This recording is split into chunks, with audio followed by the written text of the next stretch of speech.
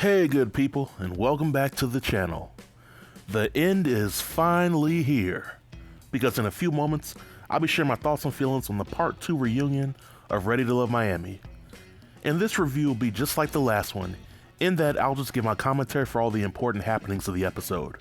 So without any further delay, let's jump right in.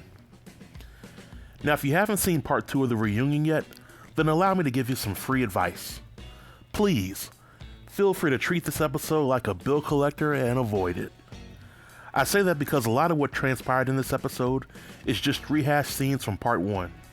For example, the episode opens up with nephew Tommy rehashing the love triangle between Lyndon, Morgan, and Tony. And just when I felt inclined to fast forward through most of this part, Marcia and Morgan start beefing out of nowhere. Morgan referred to Marcia as a distraction to Tony, Marcia took offense to it, and from that point, it became a contest of who could throw the harder shots. If you want my opinion on the matter, then I believe that Morgan felt some type of way that Marcia and Tony had some connection on the show, and they continue to have some sort of connection after the show, whether it be platonic or superficial. And as much as I hate to see two sisters fighting, if I had to put my money on these two, I definitely would put my money on Marcia. But we also get a rehashing of the failed connection between Andre and Jeffrey, which was actually disguised as a discussion of Andre's love connection with Jeffrey and Cynthia. We again hear from Jeffrey that in her mind, Andre wasn't feeling her because of her kids. And in my opinion, there's still more to the story that these two aren't telling us.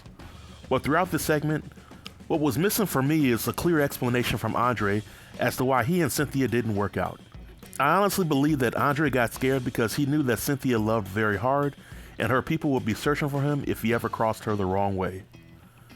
Now the juiciest part of the show was when the spotlight was on Tony and his entanglement, aka his 2-week stand with Natasha. Now at the end of the day, if Natasha and Tony want to get it in like two jackrabbits trapped in a tube sock, then that is their business. But according to Tony, the issue at hand when it came to Natasha was when she told producers what they had done, because it was a violation of trust. Natasha, on the other hand, feels that the problem at hand came when Tony ghosted her after they slept together. Now if you ask me, Natasha likely gave up the cakes to Tony because she thought it would be more than what it was. Tony then ghosts her, and she starts telling folks what they did together with hopes that it would sabotage his connections with the other women on the show.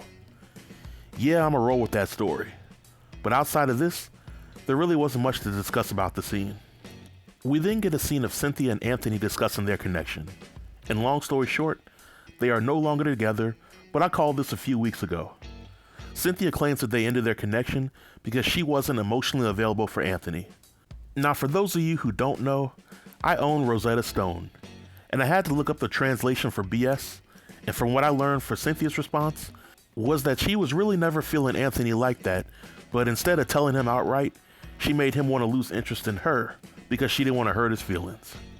They remained friends, but Stevie Wonder could see how their connection would end from a mile away. And lastly, we get a scene of Marc Anthony talking about his connection with Mercedes. And long story short, I strongly believe that while they're not in a committed relationship, Marc Anthony is still giving Mercedes that good old pickle tickle. But if I had to rate this episode, I would give Part 2 of this Ready to Love reunion a solid D+. I think that this episode was not needed, and I really didn't learn much about the cast that I didn't already know for the first part of the reunion. Well folks, this marks the end of the review, as well as the end of my Ready to Love Season 7 or 8 journey.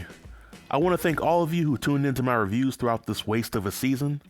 I want to thank all of you who left comments and subscribed to my channel because you saw the reviews and you liked what you got out of them. Later on this week, I will be posting a poll on my page, which will ask all of you, as the viewing audience, if you still want me to review the future seasons of Ready to Love. Now I could definitely go without ever having to review the show again, until I know it's not a waste of my time. But I created this channel for the people, and I try to give the people what they want.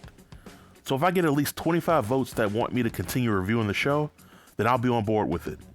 But if you have any comments related to the review or this episode, feel free to leave them below in the comment section, and I'll be sure to reply to everybody. Until next time, stay tuned and stay safe. Peace.